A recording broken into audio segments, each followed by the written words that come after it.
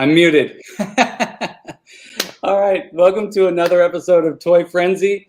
That was my first experiment trying a video intro. So how did that go, Oz? Actually, it went really smoothly. Like there was no. I noticed when I did mine this past week that there was a bit of a gap between ending the intro and starting the video. Like yours was a little bit more smooth there. So. Well, I forgot to unmute myself, so there's always something, right? Right. So look, let's see who's here. The chat is blowing up, everybody. This is cool. We've got Thanos Copter joining us. Thanos Copter, hey.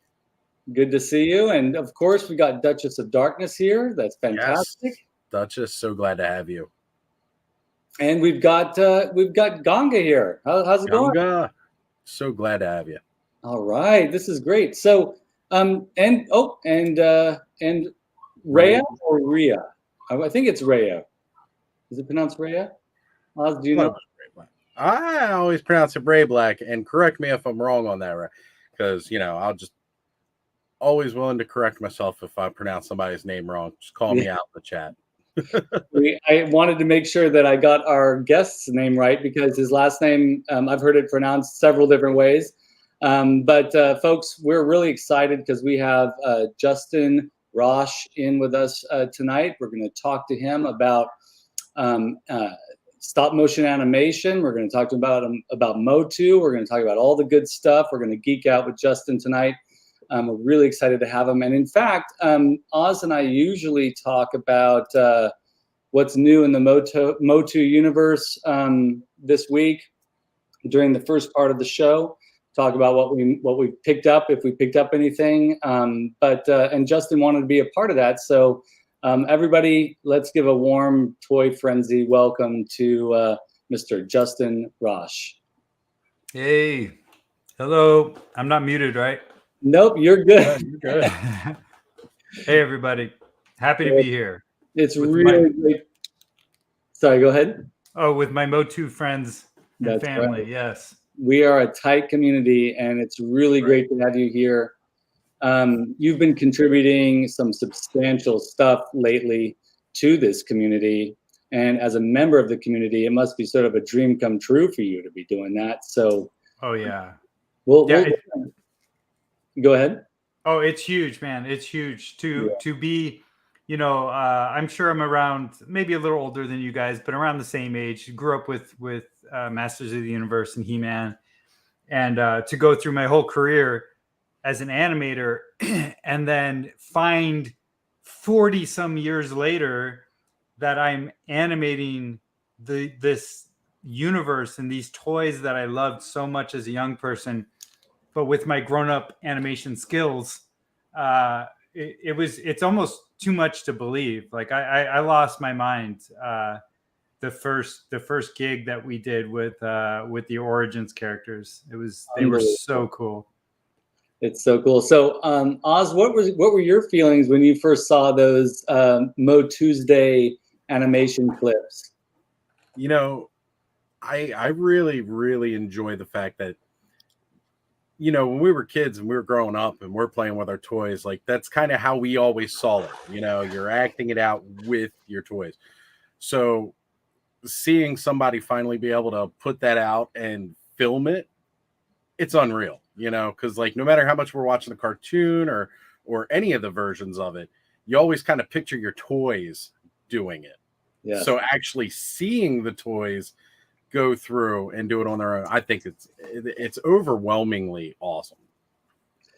Yeah, it's such a cool thing. And to animate toys, like I have to say, like I'm sure that Justin and shares similar feelings that I do with this. But Ray Harryhausen's stop motion movies to me as a kid were amazing, and that's how I got my parents' video camera and tried to make stop motion things with the action figures, and that's such a to see that happen with such a high level of craft was just awesome. Thank you both. I mean, like I said, I'm literally like, you know, the one that you just saw with Battle Cat getting stuck in the quicksand. That was my living room floor. I would put down fake quicksand and have all kinds of hijinks happening with Skeletor and the crew. And, you know, my battles that I had on my living room floor, you know, He-Man sword fight. He was using that sword, an axe, you know, and like, I always wanted to see that. And it drove me nuts about the old cartoon is like, as much as I love the cartoon, I'm like, freaking get down and fight. Let's see some action, you know?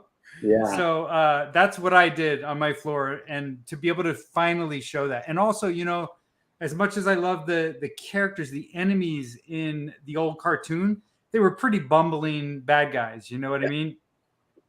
And when I had my figures on the floor, thought they were badass. Yeah. I'm like, Beastman's badass. Merman is amazing. Like, Man-at-Arms kicks butt. Like, all these things, like, they weren't bumbling bad guys who don't do anything. Like, they were going to be a real threat to our hero in many places. So that's been a huge part of my goals as, you know, a director and animator on these is like, okay, I want to highlight these characters and show, you know, some of the things in my little kid brain. And many of us are little kid brains who played with these toys and enjoyed them. To illustrate that is so fun. So freaking fun. Yeah. Well, we're all very lucky to have you doing those because you're very talented at what you do. And I think, you know, for those of the folks that are watching this that may not know, you were the one responsible for the first Origins animation that popped up, and you were in it, so people probably recognize. Yeah, that's right. Your whole family was in it, right? My whole family was in it. Yeah, we all did it. My daughter storyboarded it. My wife, of course, made the sets and played, you know, the mother in it. One of my best buddies ran the camera, like when we did the live action bits. You know, Shelly made the sets. Blah blah blah. We all worked together, making props, everything we need to make that. And that was, you know, that was an interesting situation because, like, I was doing that short before we got the gig with Mattel, you know. And I was like, okay, this is just something I'm loving these Origins toys. I'm going to do something really cool. And I happened to, through the Overwatch shorts that I did, I don't know if you know Overwatch, but it's a pretty popular video game. We did 2 short films in stop motion with those characters. And they saw them. Mattel saw those through one of the production people. And then it became real. And then, you know, we kind of pitched this idea, and they had some ideas that they were like, as long as you are implementing some of this idea into your idea, and then became a script and this 2-minute short that we got to make.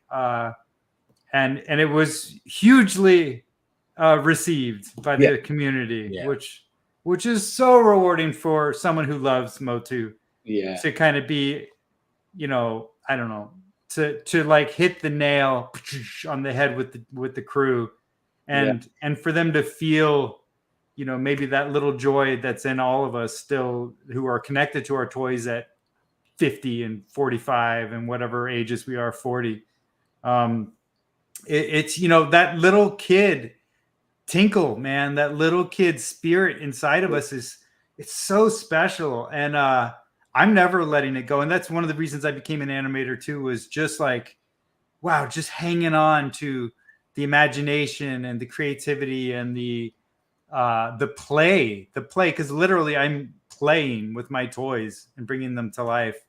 But I'm also I'm imagining I'm a certain character, right? Like I'm Merman, I'm, you know, Man-at-Arms, I'm, you know, a character from a video game, I'm a monster from this or that, like whatever movie I'm working on. It's like the fact that I get to pretend, that's the word I was looking for. Pretend.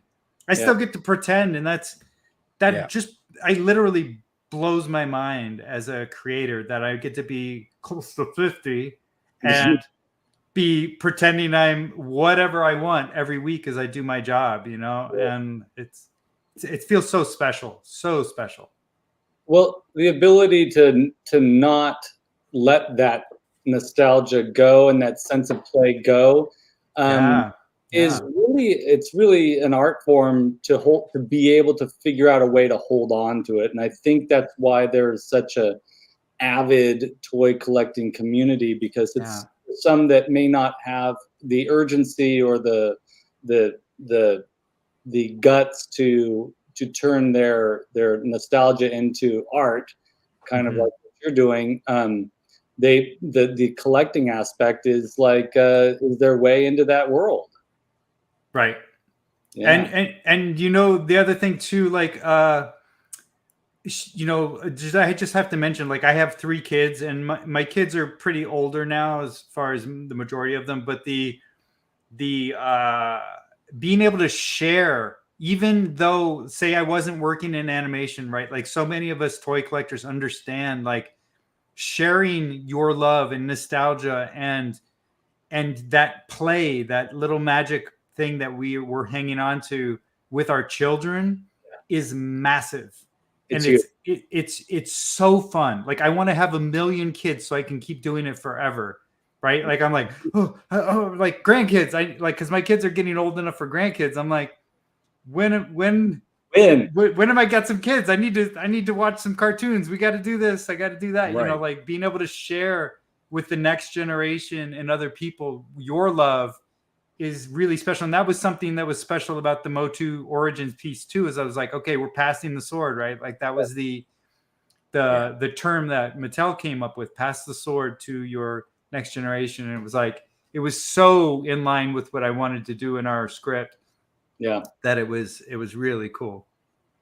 Well, we've got, I mean, we're all like on the same plane with you on that. It's such a cool thing. And plus you got to show all the different generations of the characters too in there, in a way. But we're going to take just a moment. Oz and I, you know, this is a toy show, and we can't really not talk about what's going on in that community or in that world right now. So Oz, what do you think? What did you pick up this week? Anything exciting out there in the stores? Well, really, it's been a short week for us. I haven't done any of my usual running around to go do the toy hunts. I normally try to do that either Saturday or Sunday. Mm-hmm. And since our last show this previous Saturday, I haven't been out to go do any toy hunting. But there have been some pretty, you know, decent announcements along the toy community, at least this week. That's been pretty nice. I don't know if you saw, but for anybody who's interested in the HasLab, even though the early bird goal was not met, they are packing in Robbie Reyes' head, and they got that little hood attachment, so he looks more human now. I think that's pretty cool. And Mega J, he hit that right on the head, because he was saying that was something this big. He doesn't see allowing the fans to miss out on that. So, I mean, that was really, really one of the big news for me. And then I saw Todd McFarlane just launched another Spawn Wave too, with some really nice stuff. So, I mean, it's not so much about anything I picked up this week, but a couple things I've got my eye on this week. Well, you know, you already know this, Oz, and I already posted it on Instagram, but, you know, this finally came in the mail. So I've got the Grizzlor here. And your Grizzlor is mid-flight to you, so it'll be exciting. You know, when you get that, we'll schedule a time to both go live and open our Grizzlors and talk about that. I think that'll be our next show. That'll be a lot of fun. Justin, do you go out and pick up toys or? Oh yeah, dude! I'm a Target maniac. Yes. Like, I'm always trying to be like, you know, I'll be driving around with my wife or something. She's like, all right, I'm going to go to the grocery store. I'm like, okay, and then I head over to the toy aisles as you know, fast as I can. I'm always checking Target shelves. I'm, you know, Walmart. Any place that carries, like, you know, like, I like other lines too of toys, but, like, you know, I'm an 80s kid, right? So we had G.I. Joe, Transformers, Motu, like, those are, I'm always on the lookout for some of that. Some of the NECA stuff for films that I like, I kind of peek in on at Target in their collector's zone. I definitely like. I also, you know, as a toy nerd, like you guys can't see here, but like I'm surrounded by tons and tons of like Whoa. 360 degrees of like toys and art cells and stuff like that. Like Jeez. I love toys. So I like just seeing what's on the shelves, you know, and seeing what kids are playing with these days, or you know how they can. I mean, it sounds silly, but you kind of compare them to your own youth in many ways. You're like, you know, this is kind of lame, but this is kind of cool, right? Like you find, like I like the G.I. Joe classified stuff. I think those are really, really nicely done characters, and the mobility is really, really good in them. I like, you know, some of the Transformer stuff. Some of it I don't like on average, because I think as it got a little too, in my taste, colory, like a little too like nerfy looking. Nerfy. And I like some of the kind of classic red, blue, Starscream, you know, like, or like, you know, I don't know, like the original cartoon color schemes I thought were really, really attractive. Yes. And they've gotten away from that, and it just doesn't appeal to me in quite the same way. But every once in a while one will come out and I'm like, okay, that's cool. Yeah. You know, I look at the Jurassic Park toys that have been kind of invading the shelves recently, and some of those are pretty cool, and then some of them, you know, whatever. I'm trying to think, what else have I responded to? Probably, you know, I look at the wrestling stuff sometimes. Again, I'm an 80s kid, so I lean more towards the, you know, give me some Andre and Ultimate Warriors and, you know, anyone in that vein, remade, as opposed to some of the newer guys. But I still appreciate and look into some of the articulation, which I think is, you know, for me as an animator and also a kid who played with toys, like I love to like, you know, move my characters around and pretend that they're actually doing the actions they're doing. Of course. Yeah. Now we got to welcome Collecting Classics Ray here to the chat, and he has a really great comment here. You should stop motion your toy room, like you close shop for the day and the toys come to life when you leave. I mean, I do. I actually have some of that on my channels where I've had certain characters come to life. I just put one recently where I was using a monkey bone puppet. Oh yeah. And you know, I just pulled him out of my puppet box over here, and he jumps on and he swings on my mic and he pops off the monitor, and like, you know, like I definitely have done that, and I've done that with some of the Overwatch characters too, because that was kind of the original ideas, was that it was going to be toys coming to life. Yes. That's fantastic. So Collecting Classics, and everybody here, definitely go to Justin's YouTube channel and check that stuff out. I got lost in that channel when I first discovered him, and I've never been the same since. It's a good. That's right. Yeah, that's awesome. Yeah, it's definitely a wonderful hole to dive down into and just get lost in, because, like I said, it's all those things you imagined as a kid. You know, and it's great that you bring it to life so that we can all view it just pretty much exactly how we imagined it ourselves.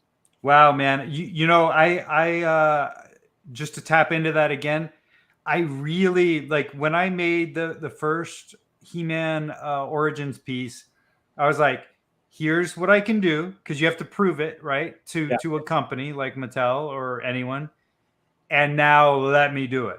Like, I wanted so badly for them to be like, okay, because I personally believe a series with the toys would be insane, and you know, and I'm not even like, you know, trying to be cocky or anything, but I'm like, if you put my passion for this behind, you know, a web series, a small web series or something like this, I promise you, the fans will go nuts. I promise you. I have. You know, me and my wife have written a whole treatment for 8 episodes, and we're like, we just want to create this and you know, let it go wild. And but you know, we of course would have to get permission from Mattel and you know, hopefully backing as well. So we'll see if that's possible. But I really would love, you know, to tap into that thing when you see that little squat He-Man character, you know, or the new Origins, because I'm sorry, not the new Origins, the new Revelations characters too. It's like, you know, or the Masterverse. It's like those characters doing, you know, the imagination that we all had. Yeah, it would just go wild, man. And I think it's just such a no-brainer if we could just get people behind it. I think it would be a huge success. Yeah, and it's happening. We're watching it happen. I hope so, man. I hope so. Yeah, yeah. I feel like it's you know, you're in really, I'm going to say, a short amount of time, your career has really blossomed. You and your wife Shelly, working together and doing these things together. I love that. It's such a great story. Yeah. And, she builds these amazing sets, and I like building diorama models. Yeah. So seeing her work is just like mind blowing. But let's look at a few pictures. Are you all okay with that? Let's look at some slides. Sure. Absolutely. So this is you working on Paranorman, I believe. Yeah, that's Paranorman. That was a Leica film. For anyone who doesn't know, I work in feature film as well as television and video games. So I kind of bounce around depending on what you know, what projects are out there, what I feel like working on, or if there's something really special like Pinnochio I just finished. I went up there for a few months just to help out on vacations, because I was just like, I gotta touch this project. It's too cool. Oh, so Pinnochio is, if I understood you correctly, this is the Guillermo del Toro Pinnochio. Yep. Stop motion. In fact, we can see you on the clip that just came out. Yeah. Which is cool. Now, is that, you said that's being made up there at Leica? No, that one was made at a company called Shadow Machine or Wooden Boy Productions. Stop motion is a really interesting thing because it's kind of like a circus that comes to town very often, where it'll all get built up. A tent goes up, they hire all the people, they make it, and then it goes away until the next stop motion film. Leica is like one of the only places that's year-round making films, and it's a steady building with funding that they don't have to worry about it just being, you know, a film production, which kind of comes and goes. So so that one was by a company called Shadow Machine and Wooden Boy Productions. Yeah, that's very cool. And for those of you that liked looking at Justin's room when he gave us a little glance around, like, Guillermo del Toro is also a collector. You should all like check out his what is it, Bleak House, the tour of his collection. It's pretty amazing stuff. Incredible. And just to say one thing about him, because we are all toy people, he's amazing. He's a total geek, like a normal human being geek who happens to be an incredible director and a normal person. He's not like you know, like Mr. Hoity-toity Hollywood director guy. He's one of us, like dead serious. Right. He's one of us who happens to be a Hollywood amazing director. So it's really cool to see that and feel that from him as one of the crew on his film. It's pretty awesome. Yeah, it's a real blessing that you get to work with him and get to have that experience. Oz, are you familiar with Guillermo del Toro's work? Oh, absolutely, man. Huge fan. And like, oh God, now I can't think of the name. Giant robots, the Jaegers. Oh yeah. Right. Pacific Rim. That's it. Thank you. That is absolutely one of my most favorite, like, giant monster movies. That's keeping awesome. that go around. And just even hearing him talk about like the kaiju versus the Jaegers and stuff like that in the interviews, you can feel that nerdy, geeky sense from him. And that's great though, because again, that's like, he makes the kind of stuff that I'd like to make. Yeah. And you know, he pays attention to every little detail when he's making something too. Yeah. He's really cool, man. All of us in these chats would want to be his friend and have conversations with them. So it's pretty cool. A couple people in the chat have also mentioned like how much they were impressed by Paranorman, and I'm right in that group too. I think it's an amazing movie. When I saw it, I was like, Yeah. that's the kind of, I mean, Oh yeah. Nightmare Before Christmas is fantastic. And of course, Rudolph the Red-Nosed Reindeer, those things, like, fantastic stuff. But there was really a really interesting quality to the characters in Paranorman that I found just absolutely delightful. Yes. Yeah.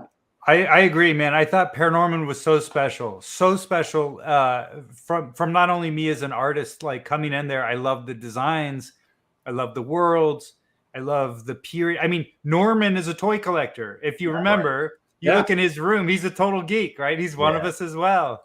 And it's really like it was so rewarding and so magical to have that be my first stop motion film too. I don't know if you guys knew that. Like, my first real feature film was Paranorman, and they don't tell you, I don't know if you know this or not, but when you go work on a film, a lot of times it's all under wraps, right?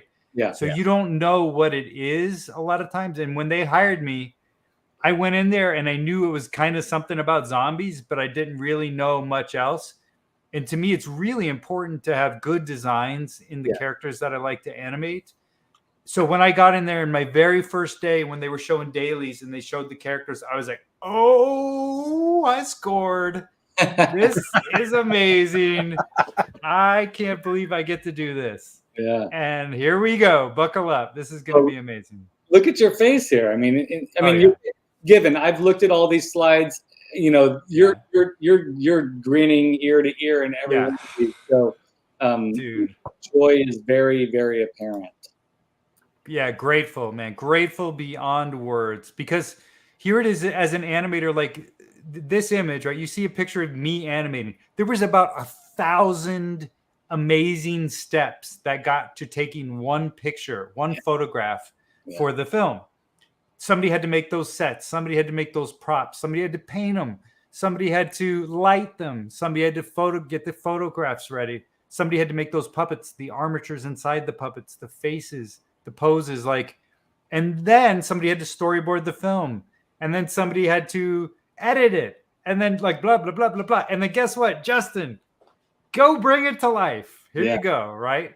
And then I'm like, oh my God, I can't believe I get to do this. And then go and take a picture that's going to be up on the big screen for people to watch. Like, it's so many amazing artists coming together. That's what I love about puppet animation. And again, figures. Like, that's why I love toys. Like, it's literally life, the illusion of life being put into these figures, and it's so magical. Yeah. What made you get into stop motion animation? Well, you said it earlier, Ray Harryhausen, right? Yeah.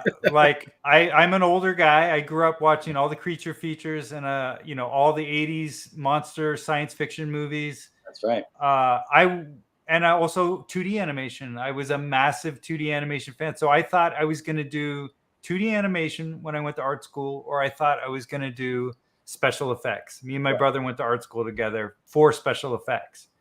And then when I graduated, I ended up on this wave of CG coming in, and I happened to learn the tool of CG animation because Jurassic Park just came out, and it was literally like Nightmare Before Christmas, and then a few months later or something, Jurassic Park hit. It was like right close to each other. Yeah. And I after I saw Jurassic Park, I'm like, okay, I have to change my major to CG, and I did, and then I got hired by a Japanese video game company when I graduated, named Konami, and then it was all over. I went down a whole different path of CG work. But then 10 years after that, I was like, I miss so much getting my hands dirty and feeling my artwork, because everything was on the computer, right? And it's just like, there's something really, the thing that I love, that tactile, that feeling, my art, was totally missing. And I was like, all right, I'm going to do stop motion. I'm going to start learning it again, or learning it, period. Really, at that time, I had done sculpting and puppet making stuff through college, but I never did figure animation.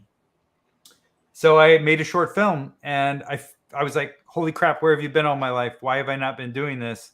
And then that brought us a lot of success and a lot of new opportunities. And then our company kind of started going from there and growing. And when you say your company, is that Stunt Puppet Pictures? Yes, that is it. That was our first product at Stunt Puppet Pictures, was Gerald's Last Day. It was our first short film we made.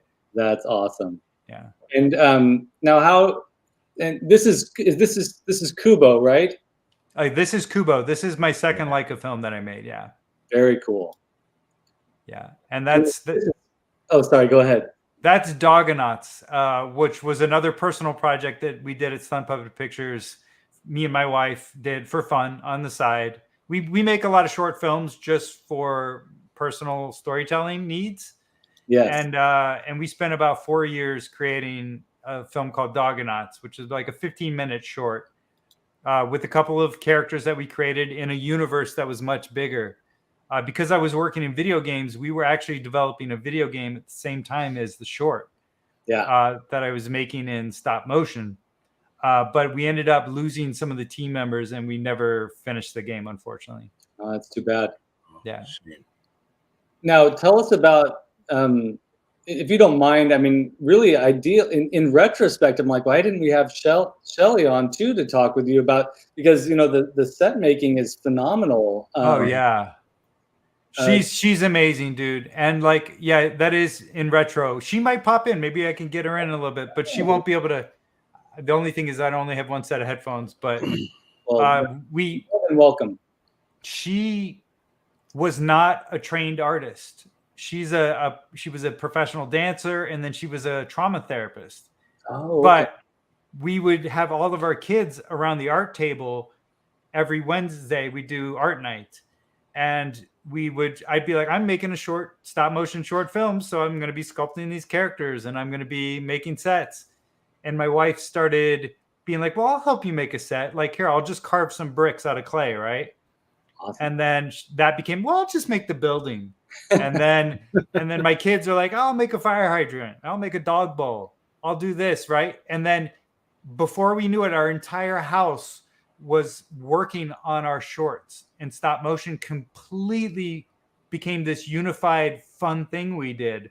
And I was like, oh, again, where has this been my whole life? This is amazing. Right. Like we all get to create together, and we get to, I don't know, fill up the whole house with physical artwork again. And it was really, really exciting. That's awesome. And this is really like you're building a legacy of artists in your family that can make movies together. That's phenomenal. Yeah. Oz and I both have kids, and as well, and it's such a cool thing to see. And I know that Oz, you and I have talked about this. It's like we want to involve our kids as much as we can, and it's really cool to see you doing the same thing, but at a sort of totally different and exciting level. Well, one more thing about Shelly is, like I said, she was not a trained artist, and dude, she can make anything now. Anything. I'm telling you, like any set, Shelly, like she's downstairs making sets now. Like we're doing a new series for a new company, and she's building the next set, right? Like we're moving more and more towards doing this full time, but like that was a skill that wasn't there at all. And she just, built it over these last years of working together. So it's really, really amazing. Well, in a way, that's kind of you too, beginning from some point and then teaching yourself the craft of it, and then making it yours. And it's cool that she's doing that too. And as a parent who has kids who love SpongeBob, when I saw that you were involved with the stop motion elements in SpongeBob cartoons and the movie, I got real excited at that too, and I can't wait to share that with my kids who are also teenagers. And oh, that's cool. Our oldest is in college now, but they'll definitely appreciate that. Yeah, man. Like there's that company that I was working for in that photo was called Screen Novelties, and they do a lot of stuff for Nickelodeon and Cartoon Network. Very cartoony kind of style of a company, but really fun, man. And anything SpongeBob, like, again, it was one of those projects that popped up, and I was like, okay, I have to work on this. this is just too cool. And like, who doesn't want to see SpongeBob made out of real sponge? You know, like it's like that's amazing. Oz, does your kid like SpongeBob yet? You know, actually, he has not. He's seen some of it, but you know, SpongeBob's kind of like died down at this point, so it hasn't been as relevant. And I myself was never the biggest into SpongeBob or anything. Like, I actually managed to stay away from it for a very long time. So he didn't have the exposure with me as much with SpongeBob, but he has seen Paranorman and he loves that. That's so cool. That's awesome. So cool. SpongeBob's brilliant. This is great to see. It is. Motu chimed in. He has a podcast, Collectors of Power. Yeah, that was a creepy Santa for sure. Oh yeah, big time. You know, I would work the night shift on that show, and I remember my daughter. She was younger. I don't know how old, maybe like 9 or 10 when she came over when I was working on that, and she came over and she was looking at it and at the Santa guy, and she's like, "Who's that guy?" You know, definitely. Has he got those crazy eyebrows? Yeah. John is asking the question: do you do claymation? And yeah, I've seen. Do you want to talk a little bit about that, because that is sort of a slightly different process than using sort of the latex or the hard sculpture animation dolls? Yeah, claymation. You know, obviously it's a lot more organic, and so it's a lot harder to have structured characters in the same way because you're constantly resculpting. So I like to do some pretty dynamic work. And when you're doing dynamic stuff, you're really muscling the figures into new positions. Yeah. So it often destroys the characters. So I often will stay away from clay unless there's a clay job or something where I'm like, this could be really fun to take advantage of the organic, squishy nature of morphing, like the werewolf that I did or something like that, where I'm like, okay, that makes sense that I could literally transform the shape into something else. That's cool. And sometimes, and I saw in another video of yours on YouTube that even if the body is the armature that has the foam latex body over it, the face could be partly clay. Yes. Which makes a lot of sense.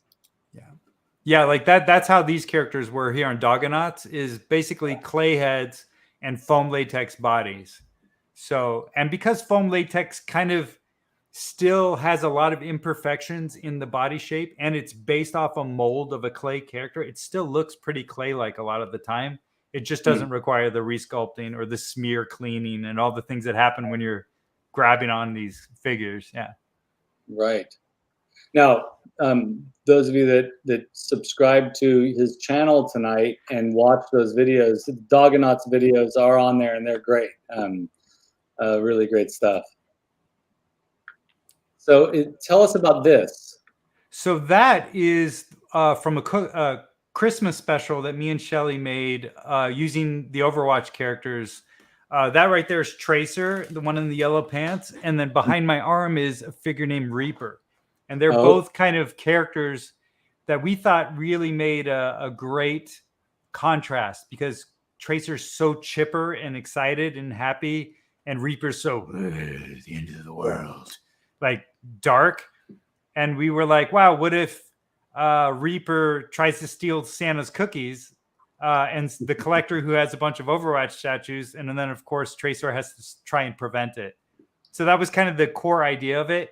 And then we pitched a full short, and me and my friend boarded a bunch of stuff that we showed the team, and the game team bought off on it. So we got to make, that was our second Overwatch short that me, Shelly, got to make. And as you can see in this too, it's totally invisible, but Shelly made that entire living room. That's a fake living room. And in the first one, it was a totally fake kitchen that takes place in Trace and Bake. Whoa. Which was our first one. So this is in our garage, and she made a full-size fake set that we could do all the animation in, and that's a fake fireplace back there. You can kind of see in that picture, there's typically a fire image projected onto that. so I could get the flames moving. And yeah, she made some amazing stuff for us to create those shorts. So check those out too. Cookie Watch and Trace and Bake, and you'll see everyone's like, "Oh, that's your real kitchen." I'm like, "No, stop motion doesn't work like that. It takes so long. Yeah. You can't be." And the light changes every day, right? You have to really lock down your lighting, and you have to make sure that you can get underneath and drill through everything, and everything gets supported. So it's all fake. That's phenomenal. Look, everybody in the chat's like, "Whoa, are you serious?" I was watching Oz's face when you were saying that. He was like, yeah. It's incredible. Yeah. So yeah, I loved it. I'll tell you this. I love that set so much that after we finished the Christmas special, I kept it up for like 3-4 months, and I would just go hang out in there, watch movies. I like this is I used to call it like the J Buster Studios, where I would go in there and just watch movies on the couch. We had a nice big cushy couch. Look, you got a subscriber in John there. Oh, awesome. Thanks, man. Thanks, John. Thoughts on Super Marionation and Jerry Anderson? That's a good question, Nolan. Yeah, I think it's cool. Like it's to me, it's all just so fun to see the clever uses and puzzle solving, because stop motion is and basically any kind of crafts and art stuff. It's like so much. There's 100 solutions to every problem and creative ways to make anything, right? So when you see stuff, you're like, oh, I never thought of that, or ooh, that's cool. Like when I see that stuff, I just get inspired. I think it's awesome. Yeah, that's cool. And this is that wolf man that you were talking about earlier. Yeah. Right? Yeah, that's all clay. And if you see the little kind of gray wires coming out of my thumb area there, yes, what I do is I use some of that as just a base underlayer to wrap the clay around, so I have a little bit of a structure, because under hot lights, the clay literally melts. It'll go like, so right. You have a character will not stand up if you don't have a little bit of a bone structure in there. So I'll use that like aluminum wire sometimes to just feed it through. And also that animation, no one knows, but that took like 10 days to animate, right? So you're going 10 full days waiting between frames, like, okay, here's a new day. What happened while I slept, right? You have to make sure that it holds as best it can overnight while you're sleeping. That's incredible. Oz, what was your first experience with stop motion animation? Man, growing up, of course, like all the great sci-fi films had some kind of stop motion. You know, I grew up watching Jason and the Argonauts, Clash of the Titans, so seeing those and the Sinbad movies and stuff like that. So it was a huge impact on my early life of how we saw creatures, especially like back then. Anytime you saw it, I was a huge fan of dinosaurs. Anytime you saw a dinosaur in a movie, most of the time it was really that stop motion look, except for the rare iguana with some extra right, high speed photography iguanas. Right. So like it's always been very inspiring to see what you could do with this. And then of course, like we grew up with those Christmas specials too, with the claymation and all, that was like, that's your Christmas TV. Yeah. So like it was really everywhere.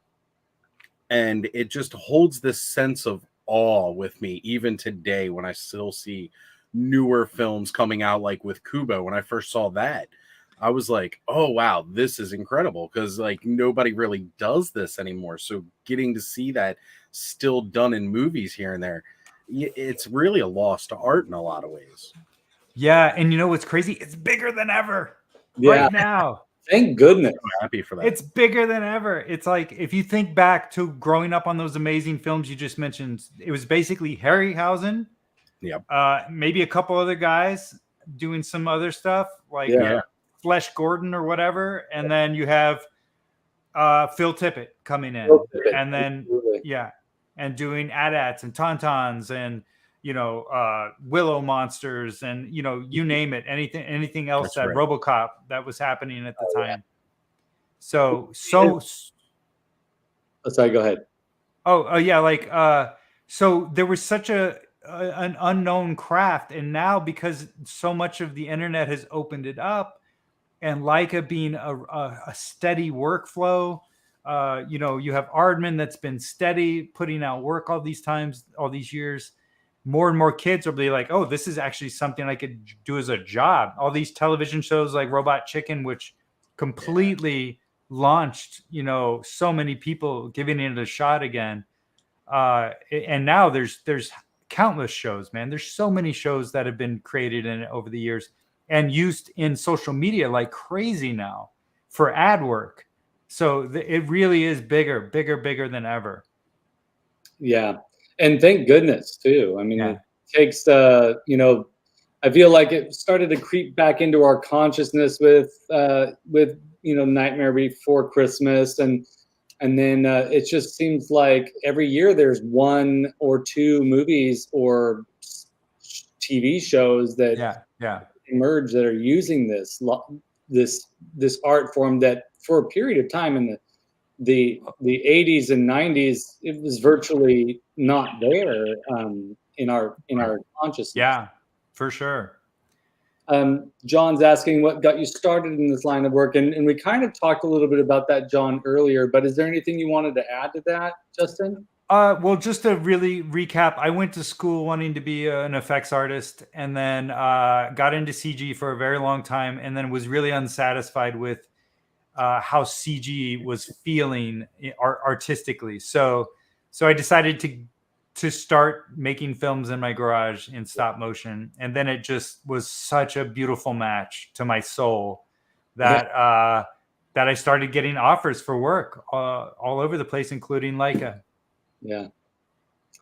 And here's our first, and this is how I kind of met you, Justin, with this video. It was like, I was like, oh, this dude's doing cool stuff. Like, for some of us, I'm sure that's like our first introduction to what you were doing, because most of what you were doing was you were behind the scenes that I had seen. Yeah. And here you are out in the front. Yeah. I got in there, man, and it, the love was real. So I was really happy to you know, like I said, like try the idea of trying to share what you love with your kids, right? Like that's a real, and also it was really important to me as an artist to see how kids play now. And I'm not trying to be the grumpy old guy, but kids are a little stuck on phones. Yes. And I'm like, do you not know how to pretend anymore? Like kids don't know how to play anymore. Where you just literally, you know, just get down there and become these characters and like use your imagination to create an adventure. Like, so it was like this little me, unfortunately, old guy jab at phones at the same time. It's like, come on, come play with me. Yeah. I promise you it's going to be more fun. I promise you. Just, you know, so that making its way into the short was really kind of an important piece. Yes. And it's so representative of how we all felt when Origins emerged. Yes. Oh gosh. So good. Yeah. Oz talks about it, you know, getting his kid involved with Origins, and it's like it's a way to bring your children into this thing that we loved in the early and mid 80s. Yeah. So cool. Vintage Motu, I skipped over it earlier, Vintage Motu, but he's asking, what are we going to get anything new from Leica anytime soon? Essentially, I think they're always working, right? Yeah, round the clock, always working. I'm supposed to go join them in April on the new film, so I will be helping out there. It's going to be a couple years because these things take a while, but they have announced it. It's called Wildwood, and it's going to be epic. It's definitely going to be epic. So it'll be the thing that Leica does that is nonstop is they push stop motion into places that it's never been. So like there's a, you know, like everybody's like, oh, you can't do stop motion water and stop motion, right? Like really, really, like there's rules, right? Like, yeah, you don't want to do that. You don't want to do, yeah, that's too hard, right? Like is the one saying like, we're doing that. We're doing that. We're going to do what's on the list. Let's do it. Like they have that kind of mentality to break any limitation that medium has been served over the years. So Wildwood is going to break all kinds of new limitations. That's kind of what was the driving force behind Industrial Light and Magic too, right? This thing's going to be impossible to do. Let's skip it was the philosophy before, and now they're like, and then in you know, when the original trilogy was coming out, we're like, well, we're going to do this. Or like George Lucas said, just think about it. Yes, exactly. Just think about it. And what happened? You got all those, amazing artists together. They freaking did it, and they figured it out. It's amazing. It's magic, dude. Vintage Motu also wants stop motion where Trapjaw wins. So people are thinking now, Justin. Well, you know what? I have a very, very clear goal that if we keep getting to do what I want to do with these figures in this universe, I really want to show these enemies, these bad guys, as badass as I can. Yes. And that means like, they're not going to lose every time. They're not going to just be, wet towels that get thrown around. I want some serious, something to push against from our hero, something to overcome. It makes so much sense, and you're making a lot of people happy right now. Yeah, this is great. Now, I mean, this is, first of all, we all know how great Shelley's sets are, but yeah, this is phenomenal. Oh man, what we see on film is only just a fraction. Oh yeah, what's in this space, right? Dude, if you come into our garage, it's like going into a different world. It's amazing when those things are all lit up and beautiful. Like, it's so magical. Like, I love it. I love basking in the universes that she creates. Yeah.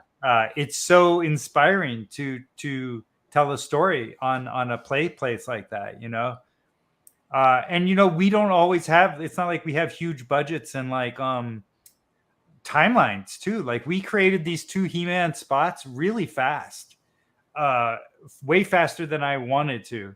If I had a choice as a person who works on these. So we got to make decisions, and you got to move fast, and you got to, paint with big strokes sometimes, but she knocks it out of the park every time. Yeah, that's awesome. So that's all foam. That's like foam and lights and like painted, just like a painted cloth in the back there, and chalk and, airbrush and all kinds of stuff. I mean, I guess we should be asking her, but is this is she using like the pink insulation foam for some of those rock sculptures in the back there? Yeah, white or pink, just depending on what she's making. Yeah, but a lot of times it's the white because it's a little less expensive, and she also coats it with some materials that she can then shave and sculpt and stuff like that. Right. Yeah, absolutely. That's cool. Yeah. Oh, here we go. This is a good question. So sorry. Do you keep the sets and reuse sets, or just add to them? We do not reuse so far. We keep our backdrop, like our matte paintings, so we can bring those back. But usually the sets, so just so you know, we just moved from Los Angeles to Oregon, right? So we're building a new studio here, and we're going big. We're going all in. I quit my CG job, and me and my wife and family are going 100% into stunt puppet pictures. That's fantastic. So in that way, since we have a big space now and lots of things, we're going to be storing and keeping a lot of our sets for, especially if we're doing episodic stuff or different things that we have reoccurring environments. But so far, we haven't been keeping them. We've just been keeping the backdrops. But this latest one that we did store the bases so that we could bring them back if needed. Very cool. That's great to hear. So that was a creature that Shell made, one of her first actually full monsters. Like when you see Tracer or you see Reaper, they're really finished character designs.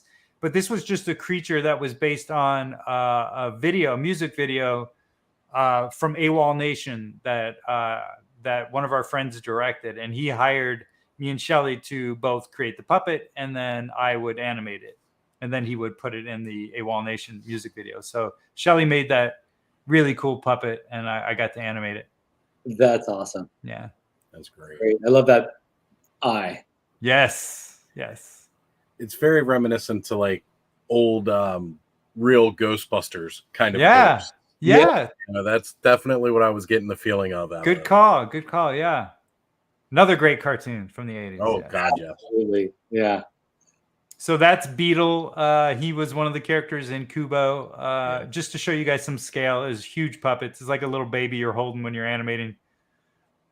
Now, in the trailer for, or the teaser trailer for Guillermo del Toro's Pinocchio, he really showcases the size of some of the puppets used because of the scale of the figures or the characters, like, you know, the cricket and the size differences of these characters. And so, I mean, there's an image of the giant Pinocchio head. Animating that must be.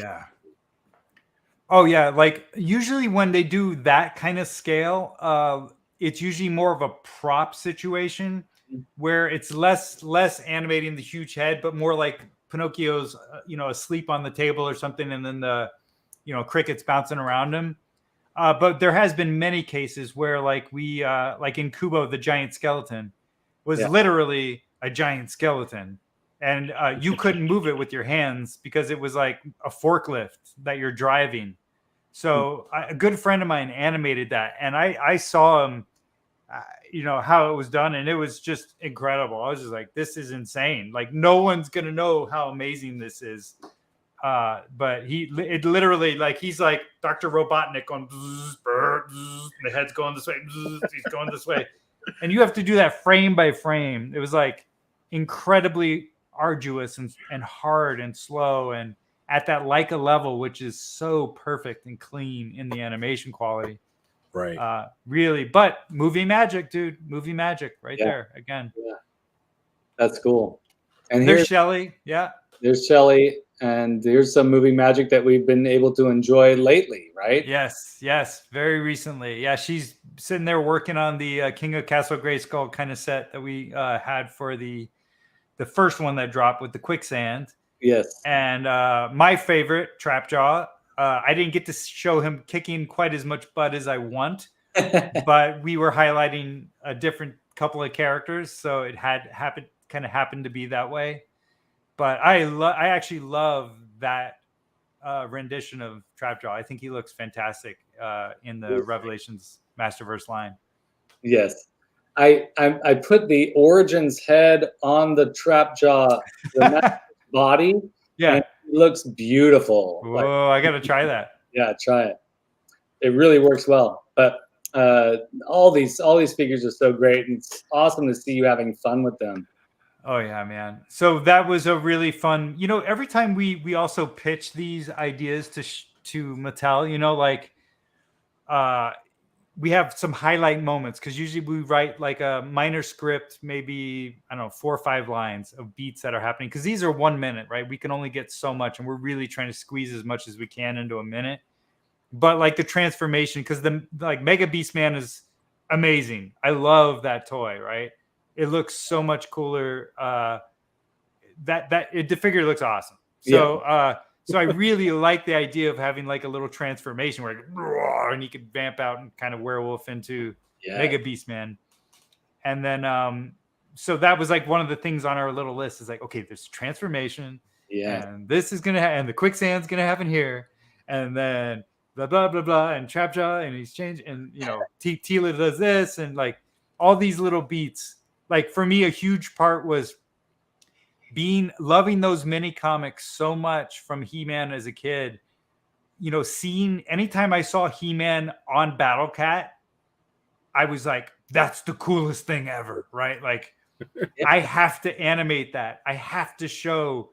So when I did the last one, Moss Mashup in the forest, where he's riding Battle Cat, I'm like, it's gonna be amazing. I'm trying to sell it to him. I promise you, it's gonna look so rad. And like in this one where he's using his axe finally, and he's battling Skeletor, I'm like, he's gonna be a Battle Cat, and it finally, and like that. That's the stuff. I have those images. I'm like, yeah, just get out of my head and get onto the screen. Let's go. Yes, and when you're like, I could see you in a meeting with the folks over in the using that energy to really sell this to them, and I'm sure they were just automatically convinced. Oh man, you know what's funny is like I've had 3 producers so far working with Mattel. The first guy 100% got it. He was like, okay, whoa, this is we know you love it, and that became Dad Ventures, right? That was the one, the Origins piece. And then the second one was a newer guy. He was a junior guy, but he got it, and he actually was a real toy fan who found us. He even knew me online before he started working with us. That's cool. And then now we got a new one, and I didn't get to. I've never even seen her yet. It's all been over email. So unfortunately, I wish I could show my energy and love, because I've, like, I don't know. There's just a passion there that I think might help. Communicate some of the ideas, other than little typed words. All you have to do is say, hey, watch the Origins video. And there you go. You could even just say, hey, go check out Toy Frenzy on Skele Vader's channel, and you will see my passion. There you go. It's real. So a couple questions for you. Do you ever have to Photoshop any of the frames? How does that work in editing? Oh yeah, I have to Photoshop a lot of frames, because these characters can't always, like, anytime they're in the air, which is, a lot in our cartoons, I have to hide all the wires. Yeah. So every frame that has a wire has to be painted out. Yeah. Right. We have to go into After Effects or Photoshop, and we literally have to hide the wire and put in a clean background. There's little things like that you never think about, like where a little tiny, these figures' heads are this big, and when you see them on camera, you can't always see an imperfection, right? So there's like a little piece of dirt that we have to paint out, or like, I don't know, any kind of little imperfection. Sometimes if it's catching our eye, we'll go in and we'll paint it a little bit to try to make it look a little cleaner. That makes sense. Yeah, sometimes I'll do like little facial, squeezes and stuff like that, just to get a little life in the brow or something. And that usually happens in Photoshop or After Effects. That's cool. That's good to know. And also another good question. How long did it take to shoot this 1 minute segment? So we did both in 7 weeks, nonstop, but 7 days a week I was working. That's intense. Long days to make that deadline. And that's 7 weeks of animation. And before that, there was work done on sets and storyboards. Right. So, but the actual animation bit took 7 weeks. So as an example of how long it takes to do something in stop motion with a stripped down team, Bill Tippett had been working on his movie for on and off for like 30 years. A long time. It was, and it just came out, and I still haven't seen it yet, but it's all stop motion, and him basically doing that in his garage or in his house. Yeah. And, and with guest animators here and there from the crew, and little people that were just, like I said, it's fun to work on a piece of artwork like that, where everybody can, like, I did a prop, I did some background, I lit it, like everybody can kind of lend a hand for this big, for this icon, basically, who's doing some artwork. Yeah. But yeah, like if we say that, like, typically I like to do a minute about a month with one animator, which is me. Yes. If we have a series going, we would have a crew. So I would bring in a couple more animators. We would have, Shelly running the shop as far as like sets, and I might even have to bring in more animators, because I would probably be directing with Shelly as well a lot of times. So I wouldn't be able to animate quite as much as I usually do. But I would, of course, be very, very deeply taking certain shots. Like, that's my shots. Yeah. I'm going to be animating Battle Cat doing this thing, or blah, blah, blah, whatever it is, But it would be a faster production. Usually in television, like a Robot Chicken episode, I think they used to finish those in like a week. That's insane. An 11-minute episode in like a week. But that would be with 15 animators and a bunch of sets, and a lot of people working on the same thing. Yeah, that's amazing. And this is Shelly working on. Yeah. If you just saw the cartoon, those little lights there, rings, are the portholes that Skeletor jumps through. So she made me these little string lights that I could put together in stop motion, tick, tick, tick, tick, animate, getting bigger and smaller as Skeletor would come through them. And then we could add some light to them and some, like have them actually walk through them as Skeletor jumps through, and put some little paper stuff on them to make them look, transparent and all that. So it was her problem solving portholes, right? How do we do quicksand? She's like, all right, we'll get a bunch of sand and we'll pour vegetable oil in it. She figured it out. I'm like, okay, so hey, I can animate it now. Awesome. How do we do portholes? Well, we got these string lights from the party store or whatever that place is called for balloons. And then she made the rings out of them. Bam, we got them. I take them on set and animate them. You heard it here, folks. Secrets revealed. Yes. Yeah. Awesome. Here's the forest set for the Mossman short. Yeah. Moss mashup right there. So again, this is all problem solving. Shelly, when she made this set, she really wanted it to have 2 tiers, right? So there would be 2 different levels that the film takes place on. There's the evil end up top with Mossman, and then down below He-Man and Skeletor and the main kind of river of the forest. But she made a gorgeous set. You can kind of see back there a little bit of the matte painting that we made for extending the set to make it seem longer and wider. But typically every time you set up a new camera too, it's a different angle of the set. Then Shelly will come in and dress the set specifically for that shot too. Like, I'll put the little pebble here, a little bit more leaves over here, whatever. So, she's coming in every single shot, no matter what. Thanos Copter, I thought you shot this outside when I first saw it. Very impressive. Nope, that's the garage. The garage, folks. Yeah. Use your garages, folks. that's the lesson. Now, tell us a little bit about this one. So we ended up, we've been running our studio pretty hard for the last 2 years. Since the Overwatch shorts, we've been getting a lot of requests for work. So one of the people that contacted us was a company called Supreme, which is a clothing, skateboarding apparel company. And they have a huge shop in LA where it's constantly, got people coming in there and buying clothing every week. So they wanted, and they do this thing where they do brand mashups, where they're like, okay, Supreme and Cheerios, Supreme and Honda motorcycles, whatever anything you can name, they do brand mashups. So they decided to do a brand mashup with Gundam and Supreme, right? So they contacted us they had seen the Overwatch shorts that we did, and they contacted us and said, hey, would you be interested in animating these Gundam figure specifically? And I was like, of course, yeah. So me and Shelly kind of pitched the idea.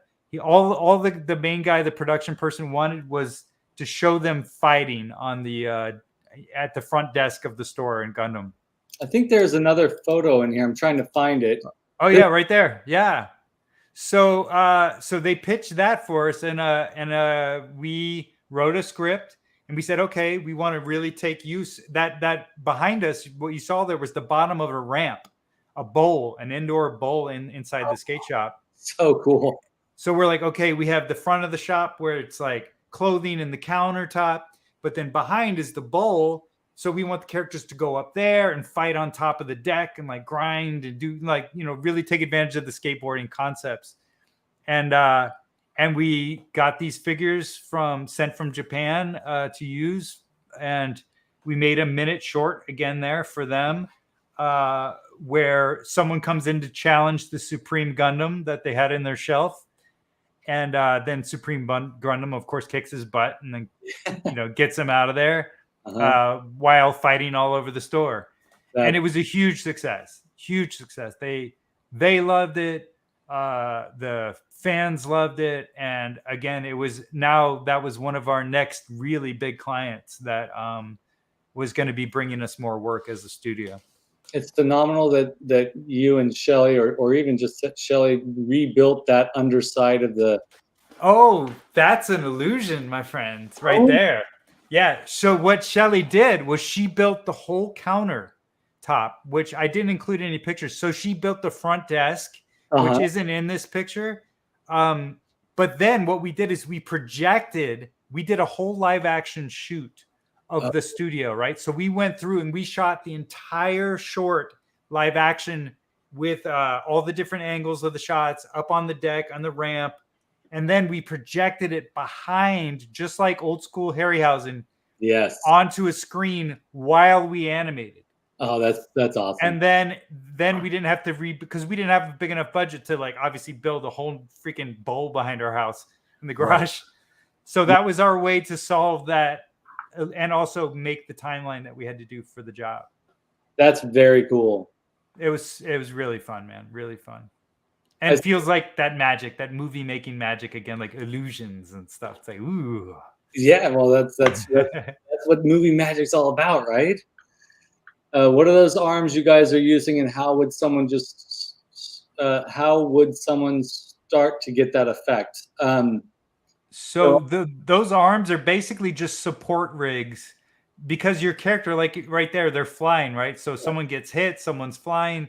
In order to support any character 24 frames per second as they're leaving the ground plane where there's no balance or anything to hang on to, you have to have them on a wire or something sticky. So I have those two things called rigs that I can attach to them to hold them in position while I'm animating throughout, a long 8-10 hour day, whatever it is. Yeah, that's awesome. Now, those rigs, is that something you fabricated yourself, or is that something you can purchase from? You could go to Amazon and find they're called winders, I think, because you can go like this and go vertical or horizontal with them. Okay. Those ones are fabricated because I needed specific requirements and how long they were or whatever, and also to be able to handle different puppets. Like those toys are very light. Yeah, but I often work with very heavy figures too, or characters like Battle Cat. The new Battle Cat weighs like 4 pounds or something crazy. Oh yeah, he's really heavy. so it's like, I love how it feels, but you got to be able to support it frame by frame.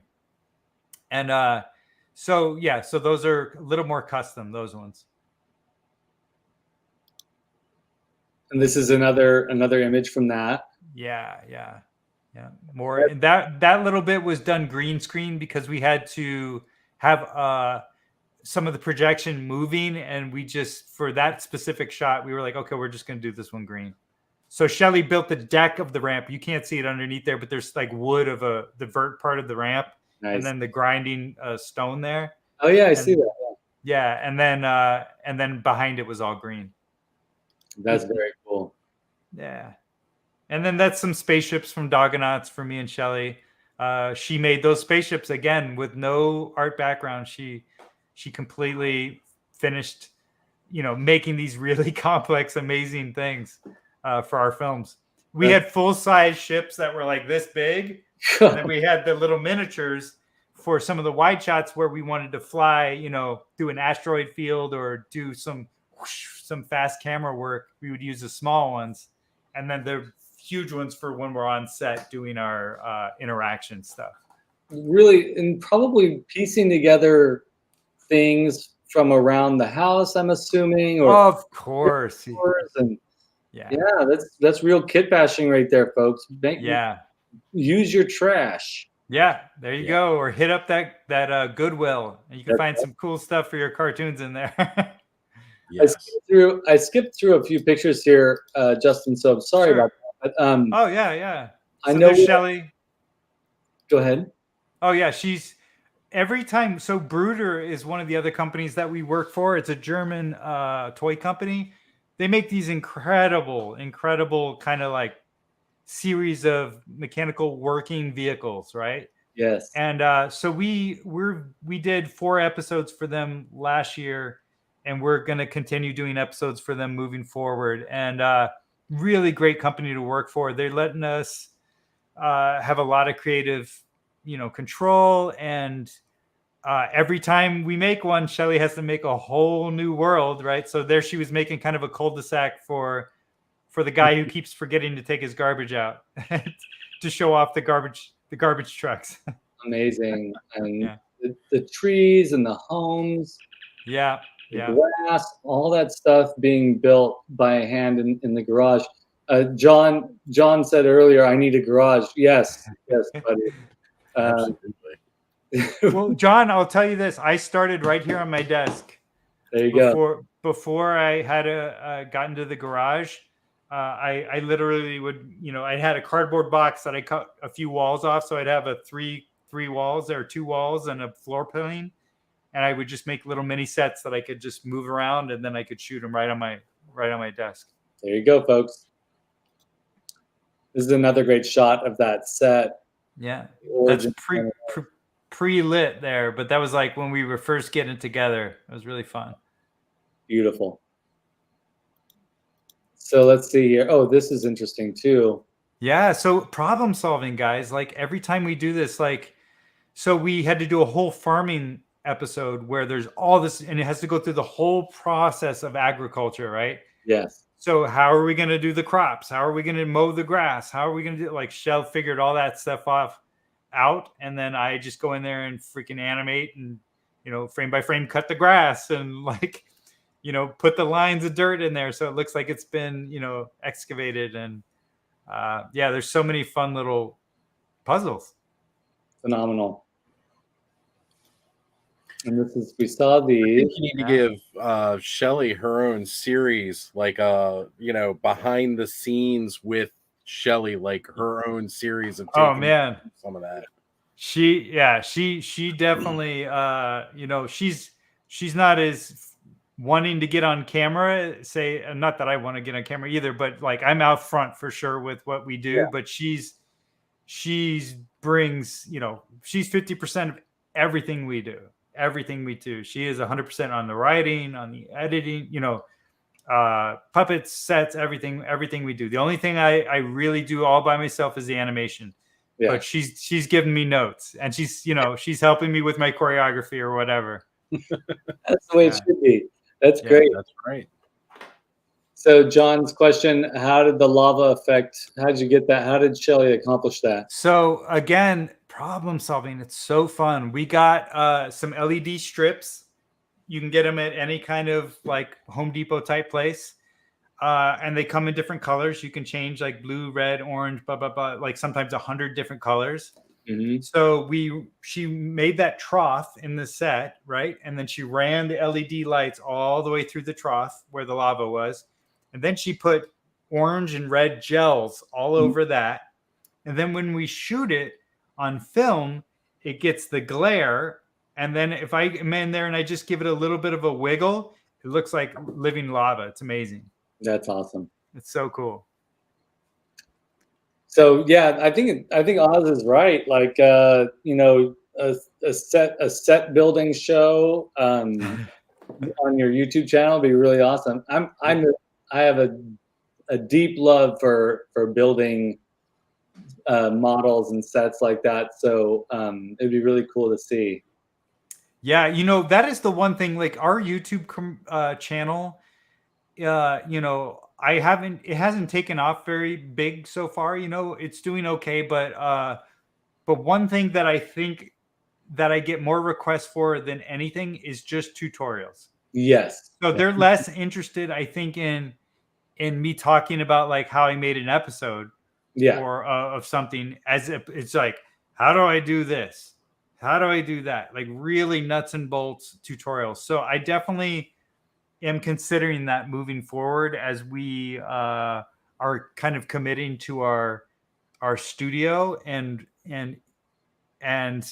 social media as a tool to make our studio have success. So we will be playing with that for sure. That's awesome. Yeah. So subscribe, folks. That's right. Yeah, everybody who's here now, go subscribe. Yes, go subscribe. It's Justin and Shelly's channel is really the gift that keeps on giving. It's so much fun. And it's been such an inspiration for me as I've been building my channel, to be honest with you. Like, And it's hard. It's true. It's hard to find what works with people. But I will tell you this: like my build videos get so many more views than my toy review videos, and I think people just like to see things in process. It really appeals to them. Wow, that's great to know, man. I definitely will be moving there. And I also, you know, one of the things I didn't know is like, you know, if I do a 3-minute tutorial video, that's fine, right? Like it doesn't have to be a 10-minute video or something like that. No, not at all. Right. So I'll keep that for sure on the books. Well, you're doing great work, Justin. We're also impressed and really, frankly, honored that you'd come on and talk to us nerds about the things you're doing. And Oz, do you have any thoughts? Any questions? Well, just want to say, man, like absolutely love the work that you're doing. It's kind of that dream job that I wish I could have had, you know, growing up and everything, is getting into that. So it's really been fun getting to meet you here and talk with you about doing it and just seeing that passion behind everything that you do.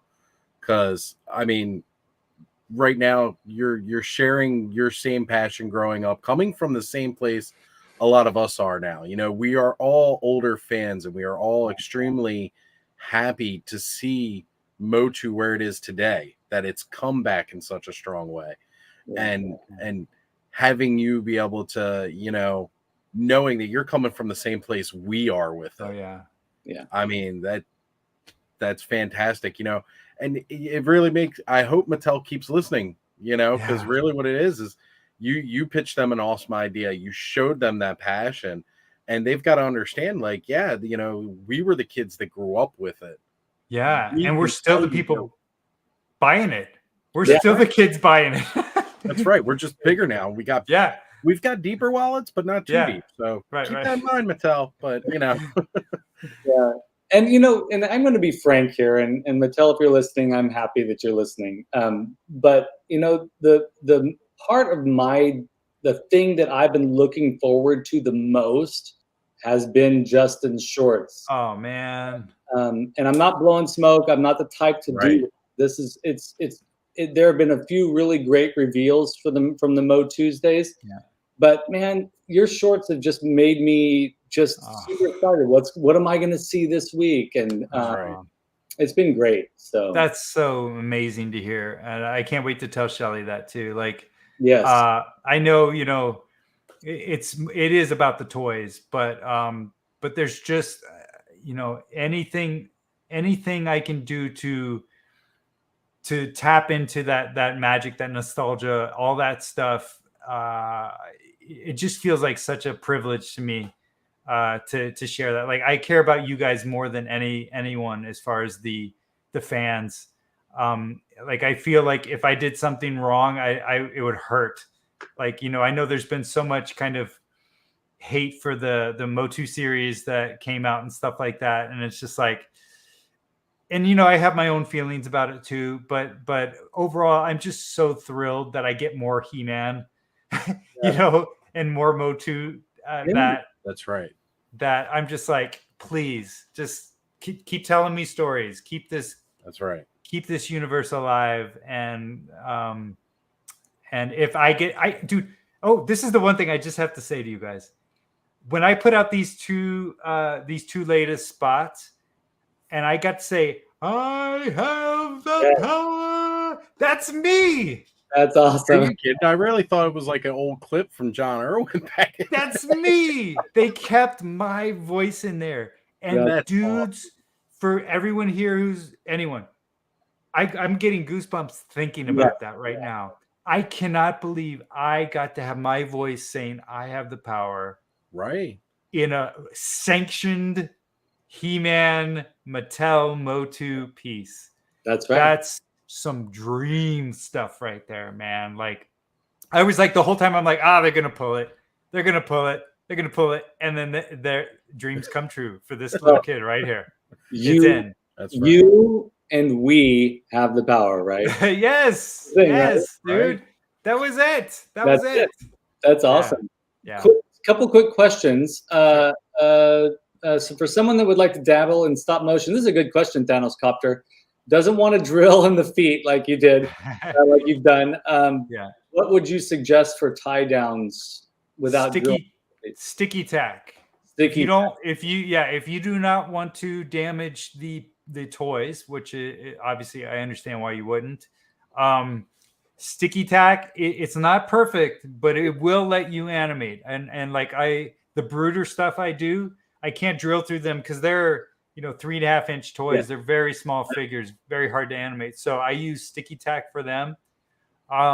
So that would do wonders. And then beyond that, you could also use a support the whole time where you have kind of a flat surface. There you can find them online now. There's some really great toymation people that will stick sticky tack to the back of the figure and then have a rig coming off that thing I mentioned about Amazon, a winder rig. And then that balances your figure. And then you can just worry about the arms and legs that way. And other than painting out the stuff, which is, if you don't know how to do it, that's a pain. But sticky tack is your best answer. Yeah. There you go, Thanos. Yeah. That's awesome. And John mentioned he's building an Etheria table. Awesome. In his basement. That's awesome. There you go. Garage, use your basement. Hey. You can see your love in the animations. Yeah, that's and we are also grateful that you did the interview too, Justin. So thank you guys, and thank you, Thanos. So we're gonna wrap things up, folks. But I just want to say the next episode that Oz and I are gonna do is we're gonna unbox our Grizzlors. One of these is on its way over to Oz right now in the mail. Awesome. And, awesome. We're gonna do a joint unboxing here for our next Toy Frenzy episode. So hopefully that'll be next week. And so Oz, just let me know when you get it in the mail. Oh, the moment I do, you're getting a picture of it. So. And I have one last question, Justin, and it's tattoo related. Okay. Because you have some pretty significant and interesting tattoos. Yes. Yes. I have a tattoo here that I got of a circle, and I like the circle, and I wasn't quite sure why I was drawn to it. And over the years, I've been like, well, of course, it's Orko's circle. It's sort of occurred to me like that. Wow, what a trip! Well, so I was thinking about the tattoos on your head, and